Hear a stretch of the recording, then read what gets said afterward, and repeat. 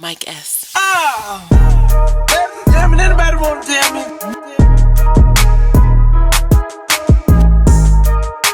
Anybody wanna tell me? Struggling. Like I was booked to be a headliner, but I didn't have about 15 minutes. Oh, yeah. You know what I'm saying? Like, Put you out there. A lot of comedians didn't have no time. Like we was getting Comic View back then, and just didn't have no time. You know what I'm saying? We was getting TV, but then we get to the live performances and we couldn't do it. It reminds me of now. Honestly, you know, because I remember, you know, us then as BET Comic View comedians. By the way, none of us made it.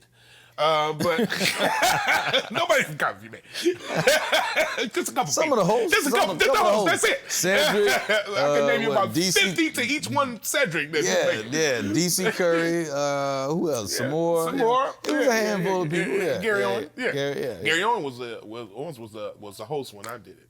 Okay. So, but my thing is, like back then, they were booking us to do, you know, headline jobs, so we couldn't do the jobs. Kind of like now with a lot of comics on social media, get booked to do shows and they can't do it either. They don't have the time.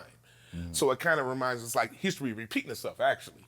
Yeah. So we've been through that too. That's why people dog out social comedians, social medians, or they call them, or, you know, people. You can't dog them out because they're just in a position just like we was. You know what I'm saying? They dealing with the cards that they were dealt. You know what I'm saying? And they taking advantage of it, and they doing what they got to do, even though they don't have the time on stage. We didn't have the time. I didn't.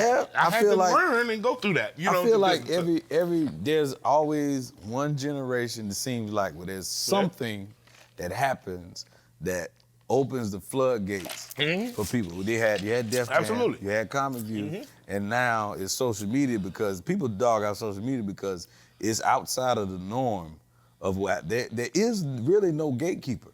Yeah.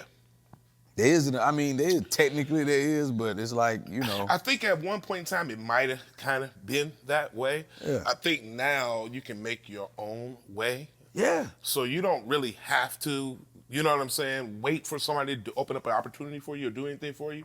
You just got to have the know-how.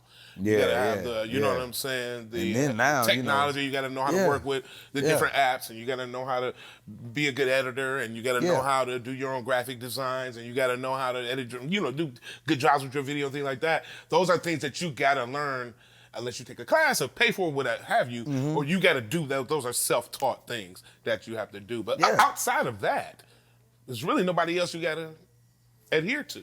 Because you can make your own way. Even now, unless you are like a real superstar or something like that, because now you could be on television for 20 years and nobody know who you are. Nobody. Like TV ain't even got the muscle TV like that. is secondary to the internet right now. Yeah, because nobody's walking around with a TV. Yeah. They all walking around with a phone. Sure. So, you know what I mean? Like, nobody, you know, so you can be like, oh, man, I've been on this television show. If that television show don't have no clips on social media, they don't know about it. It doesn't exist.